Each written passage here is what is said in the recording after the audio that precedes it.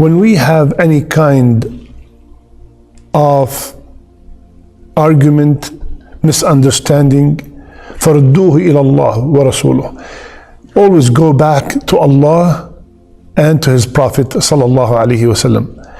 Any kind, in any matter of our life, in business, in family, in inheritance, in any issue, we have to go back to Allah and to His Prophet, because this book, the Quran, is tibyanan li kulli shay. Everything is clear in there. Allah subhanahu wa ta'ala heard her and He revealed the first ayah in Surah Al-Mujadila, even the juz', it's called juz' qad sami'a. And where Allah subhanahu wa ta'ala said, قَدْ سَمِعَ اللَّهُ قَوْلَ الَّتِي تُجَادِلُكَ فِي زَوْجِهَا وَتَشْتَكِي إِلَى اللَّهِ وَاللَّهُ يَسْمَعُ تَحَاوُرَكُمَا إِنَّ اللَّهَ سَمِيعٌ بَصِيرٌ. Allah has heard the statement of she who argued with you concerning her husband, as she complained to Allah, and Allah heard your conversation. Allah is all hearing and all seeing. Subhanallah. So then the ayat after that indicated how can this man get out of this oath that he made. He has to free a slave. The wife told him, Ya Rasulullah, he does not even own one. Then he told her, Rasulullah gave her an option to fast 60 consecutive days. She told him he's a very old man. Then he has to feed 60 people. She said, Ya Rasulullah, he's very poor. I'm always here, I was very angry and I divorced my wife. And subhanallah, why that thing comes to your mind? When Rasulullah told us what to do when we're angry. And do not challenge each other. My sister, if your husband is very upset and mad, do not keep pushing him in order to say these words. Leave him alone till he calm down. And similarly, my brother, if you feel like you're angry or this or that, just leave the house until things calm down, and then you discuss it when things are better. But do not utter that word. This word is very, very dangerous. Subhanallah. Allah subhanahu wa ta'ala absolutely permitted divorce, but after everything has been tried and any kind of reconciliation has been attempted to, and then we discuss that issue. السلام عليكم ورحمة الله وبركاته. بسم الله والحمد لله والصلاة والسلام على رسول الله. اللهم علمنا ما ينفعنا وانفعنا بما علمتنا وزدنا علما يا أرحم الراحمين. We ask Allah Azza wa Jal, teach us what benefit us from what He taught us, and increase us in knowledge. Ameen ya Rabbil Alameen. My dear beloved respected brothers and sisters, we have another episode of a message in a passage where we take one ayah of the Quran and mention the reason for the revelation of that ayah and derive some lessons so we can apply in our life, inshallah. So as usual, let's hear our beloved brother Haris Nadeem reciting the ayah, and then we will come right after that, inshallah. أعوذ بالله من الشيطان الرجيم بسم الله الرحمن الرحيم قد سمع الله قول التي تجادلك في زوجها وتشتكي إلى الله والله يسمع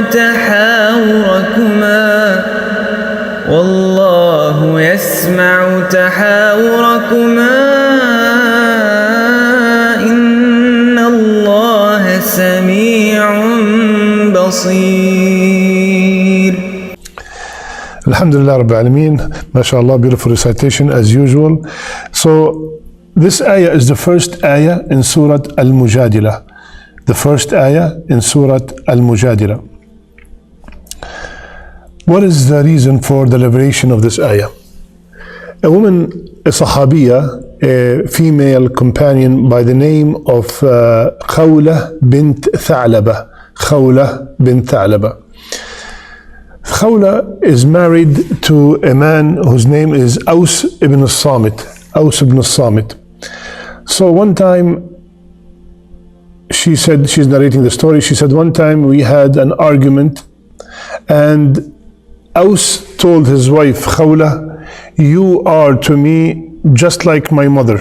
This is something they used to have in the Jahiliyyah called dhihar. Yani what we call right now divorce.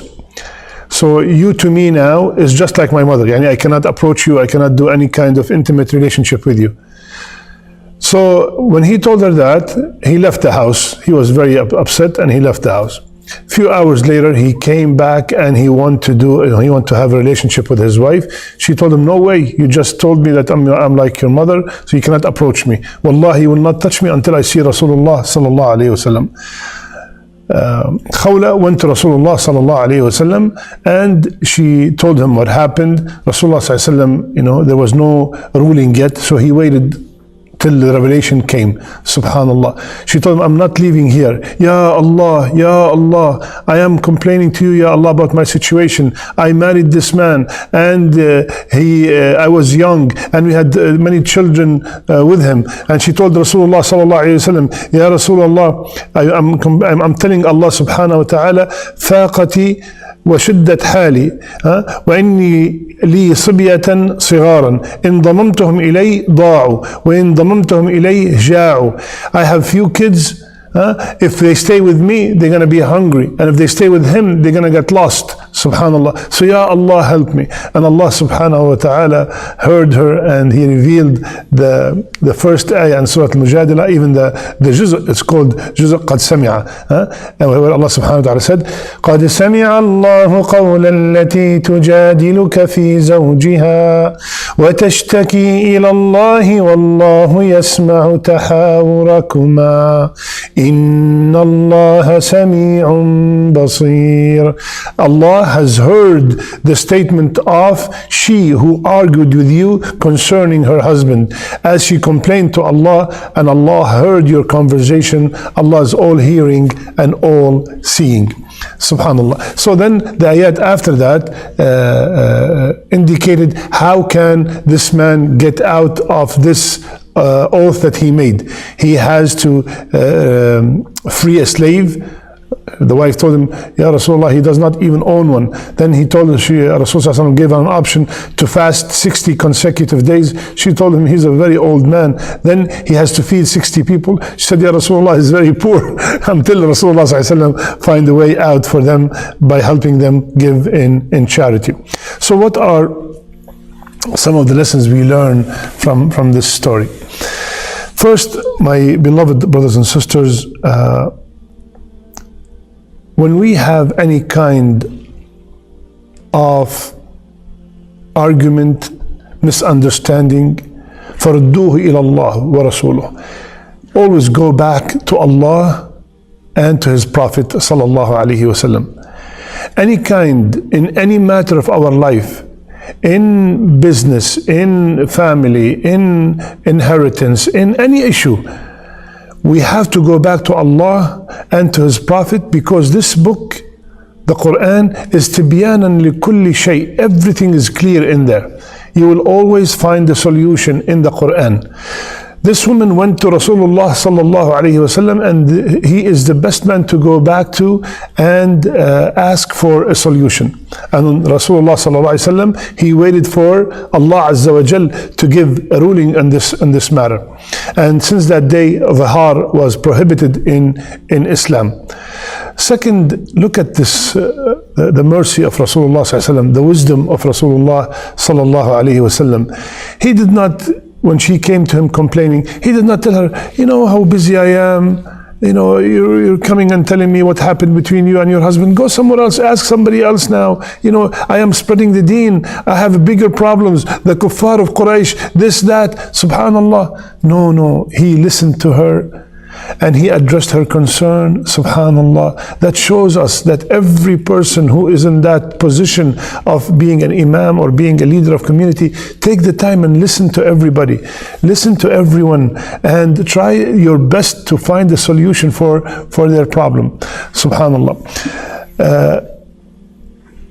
There is another issue here, that we have this problem, it's very common these days, which is the problem of anytime there is any kind of misunderstanding or argument between the couple, the first thing that comes to their mind is divorce. My brothers and sisters, You know, subhanallah, the people, my generation and maybe older, you know, that was the last resort, and this is the way it's supposed to be. Divorce should be the last resort. Now, anytime anything happened, no, divorce, khalas, yallah, I cannot stand him anymore, I cannot stand her, we cannot live with each other. Patience, ya ammi, patience. Discuss, talk, bring a person from your family, a person from her family, consult, marriage counseling, all kinds of stuff that are available these days. But do not immediately go to divorce and destroy a family, especially when there are kids involved, and destroy the society in general. And Rasulullah ﷺ told us three things.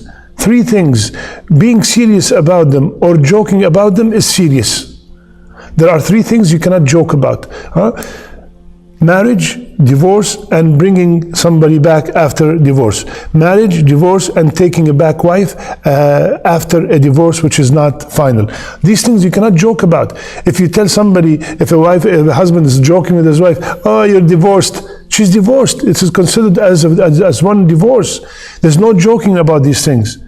And we always hear, oh, you know, I was very angry and I divorced my wife, and subhanallah, why that thing comes to your mind when Rasulullah ﷺ told us what to do when we're angry? And do not challenge each other. My sister, if your husband is very upset and mad, do not keep pushing him in order to say these words. Leave him alone till he calmed down. And similarly, my brother, if you feel like you're angry or this or that, you know, just leave the house until things calm down, and then you discuss it when things are better. But do not utter that word. This word is very, very dangerous. You know, subhanallah. Allah subhanahu wa ta'ala absolutely permitted divorce, but after everything has been tried and any kind of reconciliation has been attempted to, and then we discuss that issue. My brothers and sisters, another thing we learned from this woman, subhanallah, is that the obedience of the husband has a limit. You know, he came back to approach her after he was mad. After he told her that you are like my mother, and no, here, that's it. You made an oath with Allah subhanahu wa ta'ala, and now you're asking me for something. After that oath, you're not permitted to have it, you know, at that time. So she said, stop, we have to go to Rasulullah sallallahu alayhi wasallam. You know, sometimes Allah subhanahu wa ta'ala gave the husband authority. He gave him many things, and some of the men, they take advantage of this authority given by Allah subhanahu wa ta'ala, and sometimes they might ask the wife to do things that are against the deen. We have a formula that is very clear. لا طاعة لمخلوق في معصية الخالق. There's no obedience to any creation by disobeying the Creator. Subhanallah. So let's not abuse the rights given to us by Allah subhanahu wa ta'ala, and every one of us, the husband should do his dues to the wife, and the wife should also observe the husband's rights and also provide for him. And this is the only way we could have a peaceful home full with love and mercy and tranquility.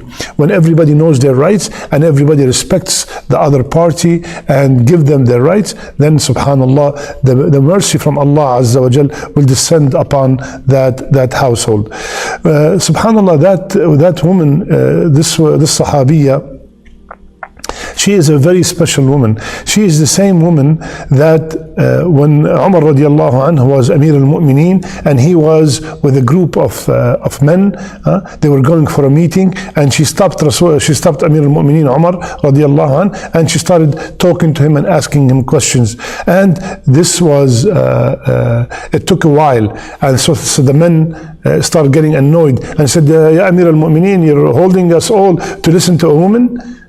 Subhanallah. So Umar radiallahu anh, she said, Wallahi, this is the woman that Allah subhanahu wa ta'ala listened to and answered her in an ayah in the Quran that will be recited to the day of judgment. I will stay here if she asks me all night talking to her. Subhanallah. So this is that Sahabiya Khaulah radiallahu anha wa ardaha.